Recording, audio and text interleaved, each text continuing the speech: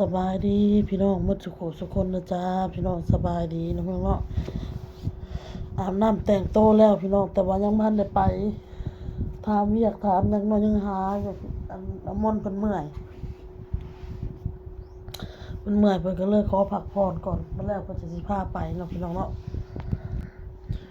นี่เอาขึ้นมาคือว่าสูงแน่พี่น้องอ้นสิมาตอบคอมเมนต์ FC เนาะพี่น้องเนาะต่างๆนานาที่คอมเมนต์มาพี่น้อง อ่า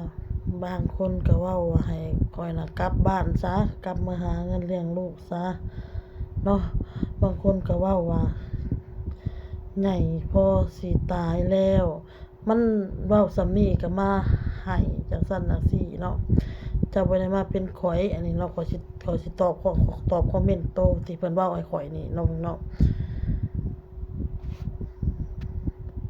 หนึ่งมาน่ะเด้อพี่น้องความคิดของคนแต่ละคนน่ะมันบ่คือกันเนาะพี่น้องปัญหาแต่ละคนน่ะมันบ่คือกันเนาะเจ้าบ่ได้มาเป็นข้อยเจ้าบ่ฮู้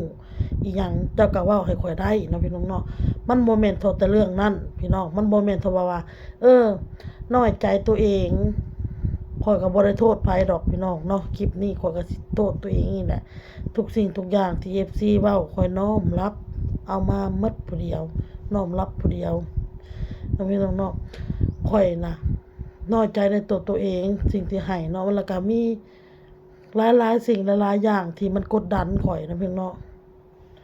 เจ้าเข้าใจบ่ข่อยเป็นคนคิดหลายเนาะเรื่องเวียกเรื่องงานคันข่อยเฮ็ดน่ะคันมันมีเวียกเฮ็ดค่ะข่อยได้เฮ็ดแล้วน่ะข่อยก็เคยเว้าแล้วว่าข่อยสิสู้ข่อยสิเฮ็ดเนาะพี่น้องเนาะให้มันตายก็ตายนำเวียกนำงานพี่น้องเอ้ย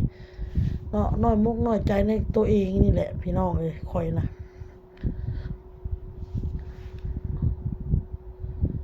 ข้อยบ่แม่นว่าคิดบ่แม่นสิคิดมาเครียดใส่เอื้อยซังเอื้อยจั่งซั้นจั่งซี้เนาะพี่น้องเนาะมันเกิดความเครียดขึ้นกับตัวเองมันน้อยใจตัวเองพี่น้องเอ้ยถ้าคิดแบบว่าตัวเองน่ะตายแล้วเกิดใหม่ได้ก็สิไปตายพี่น้องเอ้ยเนาะคันตายแล้วเกิดใหม่ได้นะคันเลือกได้นะพี่น้องเนาะ น้อยเนื้อต่ำใจตัวเองว่าหนึ่งตัวเองนี่เป็นหยังคือเป็นแบบซี้ตัวเองบ่คือหมู่คือครูหลายสิ่งหลายอย่างเนาะมันหลายสิ่งหลายอย่างพี่น้องจากอันใดเรื่องทางนี้แน่ทางอันผัวแน่ทางลูกทางผัวทางที่แน่คิดนะจากอันใดทางลูกทางพ่อทางพุ่นแน่มันคิดหลายๆอย่างพี่น้องเลยบางทีเนาะพี่น้องเนาะ บางทีคำเว้าคำหยังก็ตามบางทีเฮาเป็นคนคิดมากคิดหยังนั่นล่ะบางทีมันต่ำใจเฮามันต่ำเฮาเป็นคนคิดมากบางทีคือแบบเฮานี่เป็นคนที่แบบอิหยังวะเป็นคนคือแบบพิลึกพิโลคือว่าโพดโพแต่โตผู้เดียวไปสินะเออในความคิดมันเลยคิดน้อยใจตัวเองพี่น้องน้อยใจตัวเองว่าเป็นหยังกูคือเป็นแบบซี่กูคือบ่มือคือบ่คือหมู่คือคู่กูคือต่างหมู่ต่างคู่แท้แบบซี่นะเรื่องของเรื่องเนาะพี่น้องเนาะที่ค่อยให้มันหลายสิ่งหลายอย่างพี่น้องมันคิดหนึ่งมาเวียกเฮามาเฮ็ดงานทำมาหาเวียกหางานเวียกงานก็บ่ได้เฮ็ดพี่น้องเข้าใจบ่บัดนี้มันบ่ได้เฮ็ดมันบ่ได้ไปหาวังใดมันก็บ่ได้ไปหาวังใดมันก็บ่ได้พี่น้อง คือสิมาเฮ็ดอยู่วางนี้เพิ่นก็ให้เดือนหนึ่ง6,000กินอยู่ตัวเองบัดนี้มันสิเหลือบ่แลเงินบัดนี้ความหมายของเฮาเดือนหนึ่ง6,000นึงบัดกินอยู่ตัวเองบัดนี้ต้องไปเช่าห้องเองกินเองแบบสิมันสิได้บ่มันสิเหลือบ่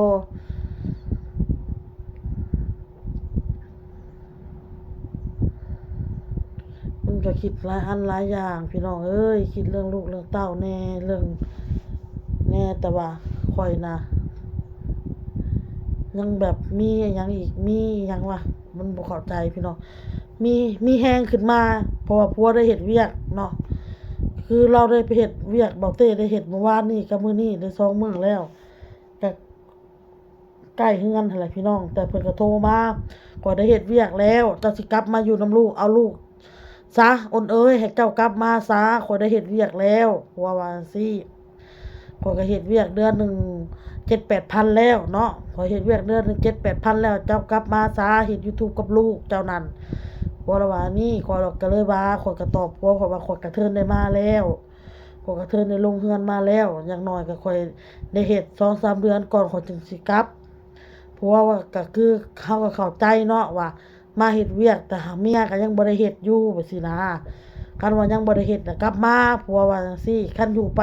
มันก็สิ้นเปลืองเนาะพี่น้องเนาะสิ้นเปลืองนี่แหละมันต้องจำเป็นต้องได้ใช้เงินแบบซี้เจ้ามีแต่สิเอาเงินมีแต่ยืมเงินตลอดเจ้าสิเป็นหนี้ถ้าบ่ได้เฮ็ดก็กลับมาผัวว่าจั่งซี้ข้อยก็เลยบอกผัวว่าข้อยสิบื้นไปหน้าข้อยสิบื้นไปหน้าไปจนข้อยได้เฮ็ดงานพู้นแหละอ้นว่าจั่งซี้อ้นจั่งสิกลับอย่างน้อยก็ได้อันเฮาที่อันอย่างน้อยเฮาก็ได้ไปเฮ็ดเฮ็ดงานเนาะได้เงินเดือนซะคันสิกลับเมื่อเฮาก็ยังได้เงินตัวนั้นที่เฮาเอาเงินเขามานั้นไปคืนเขาเรื่องของเรื่องกับพี่น้องเอ้ยมันกดดันพี่น้องเอ้ยมันกดดันหลายสิ่งหลายอย่างเนาะบางทีคนที่เว้าให้เฮาก็บ่ได้บ่คิดถึงจิตใจเฮาเลยบางทีก็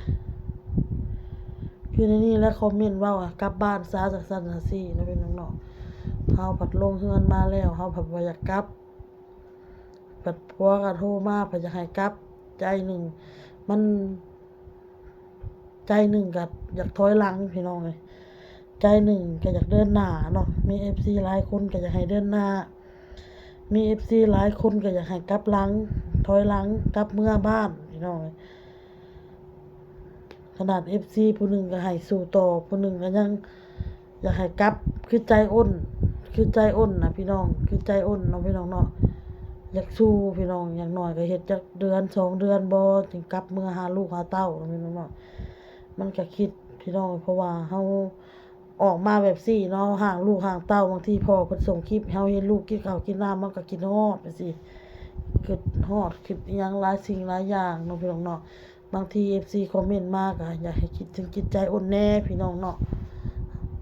บางทีก็เว้าร้าวๆน้ำใจกันโพดบางทีก็ได้เว้าให้เฮาคืออันอิหยังเป็นตัวสัตว์ประหลาดตัวหนึ่งเนาะพี่น้องเนาะถ้าบ่เป็นอันผู้เว้าก็ข้อยคิดว่ามื้อใดมื้อหนึ่งเจ้าสิเข้าใจข้อยและเจ้าสิมีความรู้สึกคือกับข้อยนี่นะพี่น้องข้อยคิดว่า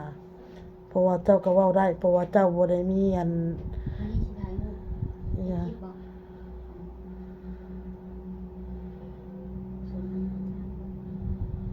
จักคนเอาเออถ่ายได้ไหมเอาให้บ่แจ้งเอาใกล้ก็ได้อันยับออกมาหนึ่งโอ้เอาใกล้ก็บ่เห็นหุ่นแหละมันบ่เห็นเรือนร่างให้เขาเห็นหุ่นนำ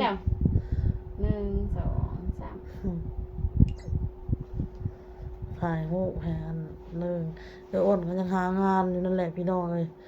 สิเว้าหยังให้ก็คิดถึงจิตใจของกันและกันเนี่ยเด้อพี่น้องเด้อ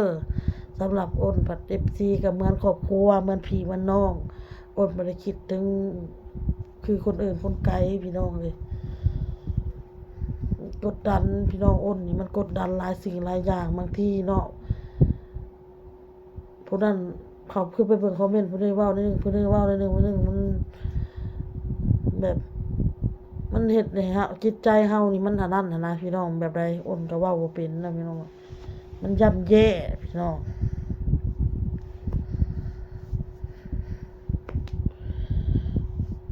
คือเรื่องที่ตัวเองนอนกลนนี่อ้นคิดใส่ว่าแน่นี่เด้อพี่น้องเด้อหมู่อ้นน่ะที่ตอนไปอยู่ในร้านเจติมนำกันน่ะเลาก็จะจ้อยแล้วก็ยังนอนกลนพี่น้องเอ้ยอันเนี้ยบางทีอันตะกี้เนาะอ้นกลับบ้านเนาะเจติมเว้าป้าอันเจติมว่าอ้นเอ้ยว่าอีเวียงหั่นนอนกลนเพิ่นว่านอนกลนน่ะแฮงอันแล้วก็ท่านอนเพิ่นก็อันนั้นอีกว่านี่แหละคนเฮามันบ่คือกันพี่น้องเอ้ยบางทีหันคนจ้อยเขาก็กลก็มีนะพี่น้องเนาะบ่แม่นว่าบ่กลพี่น้องเอ้ยแต่บางทีอะมันเป็นอิหยังก็ที่ FC มันเฮ็ดให้หมู่ที่อยู่นำเฮาอะมันรำคาญเฮาพี่น้องคือเอื้อยแล้วก็รำคาญนะพี่น้องเอ้ย แล้วมนว่าอ้นเราก็รำคาญอ้นบางทีนั่นแหละอ้นจึงอยากกลับเนาะพี่น้องเนาะอ้นคิดว่าตัวเองยังรู้สึกกับตัวเองแบบซี่เนาะพี่น้องเนาะแต่คนอื่นน่ะสิซ้ำใดนั่นแหละที่จะว่าFC อยากว่าบางทีอ้นก็คิดอ้นบ่คิดหยัง FC สิว่าข่อยนี่มาหาอันคอนเทนต์อิหยังก็เพราะว่าเรื่องการที่ข่อยบ่มานี่ข่อยก็เฮ็ดคลิปอยู่แล้วถึงข่อยสิมานี่ข่อยก็เฮ็ดคลิปลง YouTube เนาะถึงข่อยสิอยู่ลาวข่อยก็เฮ็ดคลิปลง YouTube พี่น้องทำมาเฮ็ดเวียกทำมาหางานได้อ้นก็เฮ็ดเนาะพี่น้องเนาะมันละคิดน้อยใจคิดหลายๆอย่างพี่น้องเอ้ยว่าเป็นหยังตัวเองนี่คือเฮ็ดอันให้หมู่นี่รำคาญโตเฮ็ดให้หมู่ที่แบบว่าอิหยังคิดมามันก็ที่เจ้าเป็นข่อยที่เจ้าสิรู้สึกเองเนาะพี่น้องเนาะเจ้าบ่มาเป็นข่อยเจ้าก็บ่รู้สึกแล้วถ้ามื้อใดมื้อหนึ่งความรู้สึกนั้นมันอาจจะบ่คืออ้นณตรงนี้แต่มันก็สิแตกต่างอ้นแต่ความรู้สึกคำว่าน้อยเนื้อต่ำใจสิเจ้าสิเข้าใจข่อยเนาะพี่น้องเนาะนั่นแหละสิน้องอย่าบ่อยากให้บุลลีกันพี่น้องบ่อยากให้เข้ามาคอมเมนต์ให้กำลังใจกันหลายกว่าเนาะพี่น้องเนาะอยากให้กำลังใจกันหลายกว่าแหละบ่อยากให้เข้ามาบุลลีกันพี่น้องคนเฮามันเลือกเกิดบ่ได้พี่น้องเอ้ยมันเลือกแบบอยากจะจ่อยสวยงามมีจังมีก็บ่ได้พี่น้องเด้อเรื่องสุขภาพนี่ก็อยากอันนั้นอยู่ฮะไอ้เพจเพิ่นเข้ามาหาเนาะพี่น้องเพิ่นให้เบิ่งอันนั้นพี่น้องให้เบิ่งที่ยังที่บ่อนทำงานยังอะไรบ่อนเพิ่นให้อันนั้นเนาะพี่น้องเนาะนั่นแหละโอเคเด้อพี่น้องเด้อคลิปนี้ก็อ้นบ่อยากให้บุลลีออนไลน์เนาะพี่น้องเนาะอ้นก็คนพี่น้องเอ้ยมีเลือดมียางอ้นก็อยากจ่อยอยากงามคือ FC แต่ละคนนั่นแหละพี่น้องเอ้ยอยากจ่อยอยากงามเป็นคนฮู้พอดีคืออัน FC หั่นล่ะเนาะ FC แต่ละคนก็มีภูมิงามข้อยก็อยากคือ FC นั่นล่ะแต่เฮ็ดได้อ้นน่ะมันเลือกเกิดบ่ได้พี่น้องเอ้ยถ้าเลือกเกิดไม่ได้ก็ทำมันความหมายก็คือ FC อยากให้อ้นน่ะลดหุ่นลดหยังเนาะพี่น้องเนาะอ้นก็พยายามพี่น้องก็สิพยายามลดก็สิพยายามพี่น้องเอ้ยแต่มันก็ยังอันบ่ได้ลดบ่ได้เฮ็ดจักเทื่ออันคำว่าสิพยายามของตัวเองเนาะพี่น้องเนาะปล่อยปละละเลยพี่น้องเอ้ยเนาะมี FC ว่าทำไมไม่เอาอันอิหยังเอาอิหยังเอาอันคำเว้ามาเป็นแรงผลักดันอันดีกว่าเพิ่นว่าเนาะที่ FC เพิ่นเว้านั่นแหละพี่น้องอ้นก็อยากจะเอาคำเว้าของอัน FC แหละเป็นแรงผลักดันในการที่เฮาจะทำแบบนั้นบ่แม่นมันสิลดในวัน 2-3 วันเลยนะพี่น้องคันว่าลดเฮาก็ต้องพยายามบ่กินคือ FC เพิ่นแนะนำเฮามาแหละอ้นอ่านอ้นฮู้หมดอ้นเข้าใจหมดเด้อพี่น้องเด้อบ่ให้กินของทอดบ่ให้กินคันกินก็อิหยังให้กินแต่เว้น 2-3 โมงว่าสิอันเลยไปประมาณ5-6 โมงว่าสิก็บ่ต้องกินข้าวแลงนี่นะที่ FC เพิ่นคอมเมนต์มาอ้นเข้าไปอ่านพี่น้องเอ้ยในความลดแล้วก็คันว่ามีเวลาหยังให้ออกกำลังกายไปนำพี่น้องเนาะอันนี้ก็ขอบมกขอบใจ FC มาทุกคนพี่น้องขอบมกขอบใจนะพี่น้องเนาะแต่คนไทยนี่ก็เป็นคนที่แบบว่าอิหยังเพิ่นถือเนาะในสังคมของเพิ่นนะพี่น้องเพิ่นสิถือเรื่องการบุลลีนะพี่น้องแต่อ้นเห็นคอมเมนต์นี่ยังเห็นบุลลีอยู่เนาะบางทีเพิ่นว่าไม่ได้บุลลีนะแต่หักเว้านะก็ถือว่าเจ้าบุลลีข่อยแล้วเว้าให้ข่อยแล้วนะพี่น้องเนาะไผก็อยากจ่อยอยากงามหมดนั่นแหละพี่น้องเอ้ยคนเฮามันเลือกเกิดบ่ได้อ้นคิดว่าคนในโลกใบนี้เนาะระหว่าง2ประเทศก็ได้พี่น้องระหว่างประเทศลาวแล้วก็ประเทศไทยนี่คนอ้วนนี่ทางไทยนี่ก็มีคนอ้วนคือข่อยนี่แล้วก็คนทางลาวก็อ้วนก็มีหลายคือข่อยนี่นะพี่น้องเนาะอันนี้อยากให้เข้าใจเด้อพี่น้องเด้อคนเฮามันอิหยังให้มันคือกันเบิดข่อยจ่อยข่อยงามคือกับเจ้าหมดมันก็ได้ซ้ำมันกับผัวมันก็ได้คนเดียวกันแหละเนาะพี่น้องเนาะนั่นแหละคนเฮามันบ่คือกันพี่น้องเอ้ยอยากให้เข้าใจเด้อพี่น้องเด้อให้เข้าใจนี่เด้อพี่น้องเด้อบางทีอันคอมเมนต์เฮาอ่านหลายมันก็เกิดความกดดันอีหยังต่างๆนานาหลายสิ่งหลายอย่างเนาะพี่น้องเนาะขอบใจ FC มาทุกคนเด้อพี่น้องเด้อนี่ขอบใจพี่น้องในความหวังดีที่ตักเตือนเด้อพี่น้องเด้ออ้นก็ขอบมกขอบใจขอบพระคุณ FC มาทุกคนนั่นแหละเด้อพี่น้องเด้ออ้น ก็สิพยายามทำในสิ่งที่ FC คอยตักเตือนพี่น้องเอาคลิปนี้ก็ไปก่อนพี่น้องพอกันคลิปหน้าเด้อพี่น้องเด้อสบายดีพี่น้องบาย